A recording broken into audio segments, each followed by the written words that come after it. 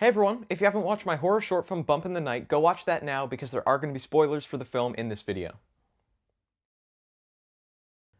So, lighting Bump in the Night came with a few unique challenges. The film takes place entirely at night, and a lot of it's outside in my yard where there's little to no light to begin with. For lighting the interiors, I really focused on amplifying and shaping the available light so it would do what I wanted it to. For example, in the opening scene, instead of having the light off, I left the light on and gave her a book so it would seem like she fell asleep reading.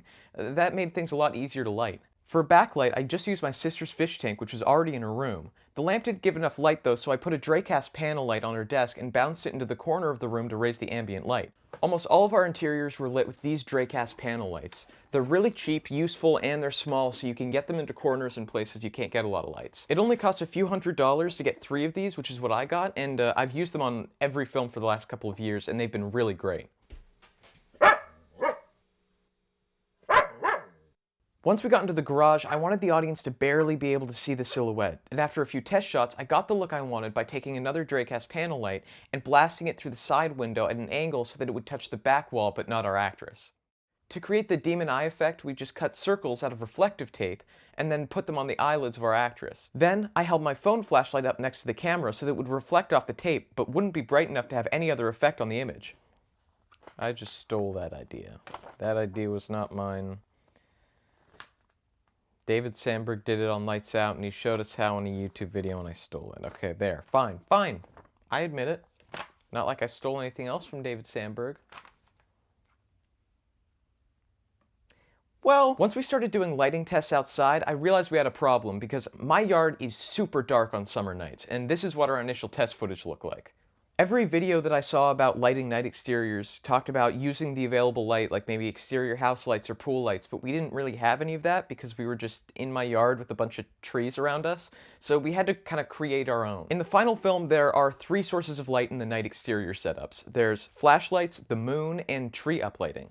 Flashlights are a great way to light up your characters' faces, and they're really easy to light for too. We just had the actor shine a light into our bounce board so that the light would reflect back onto their face. I also used this technique a lot on my most recent short film, Attack of the Killer Scarecrow, but for a couple of scenes in that film, I wanted a bit more light than what we were getting with just the bouncing from the flashlight. So we had another person walk behind the camera with a Dracast panel light on low intensity to just up the ambient light on our faces.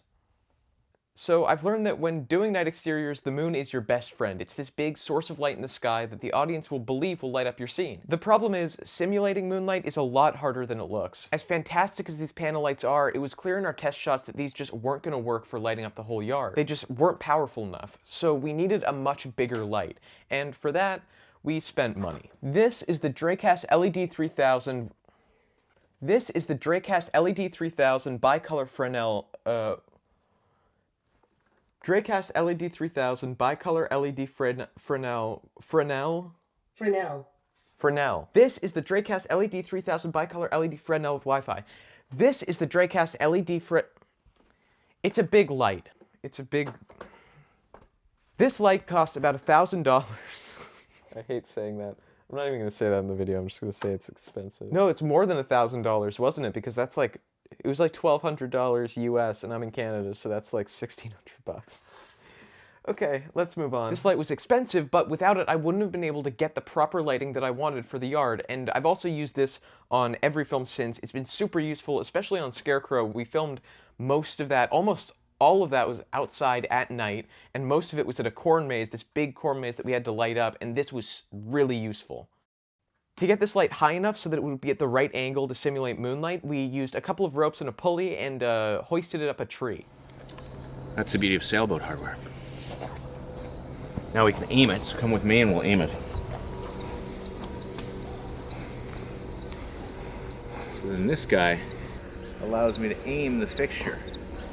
So if we want it more towards the boat, there we go. Something that's really cool about this light is the fact that it can be controlled with an app. So this meant that if we wanted to change the intensity or color temperature or something like that, we didn't have to take it down from the tree every single time. We could just leave it up there and control it with our phone. Even though our moon was now lighting up the yard, it still felt like there was something missing, you know, like the frame was still a bit too dark. So what we did is we uplit the trees. Around the time we filmed this short, we'd actually just gotten some lights for the yard that could be controlled with an app, so we put those out there and uplit the trees with them. This tree uplighting, I feel like it gave the image a lot of interest. It made it look a lot better, and it just sort of lit up the yard a little bit more.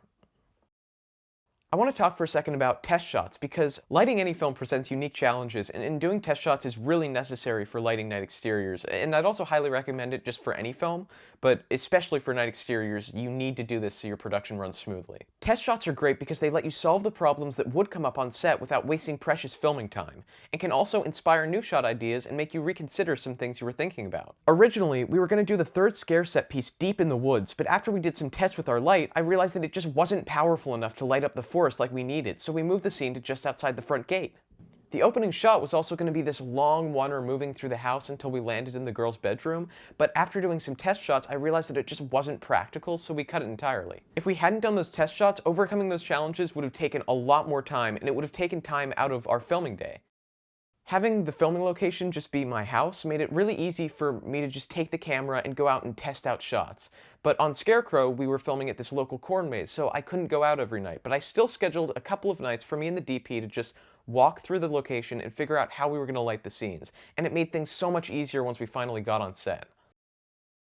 Another major lighting challenge that came up was the wind-up flashlight. The flashlight just wasn't bright enough to light up the actress's face, and I also wanted to be able to control when we turned the light on and off and when the light flickered. So for this, my dad took apart an old solar-powered dock light we had lying around and replaced the LEDs from the hand-cranked light with the ones from the dock light. Then, he connected the lights to a Glidopto Zigbee LED controller and connected it to power. He was then able to connect it to the Philips Hue app so he could control the hand-cranked light from his phone.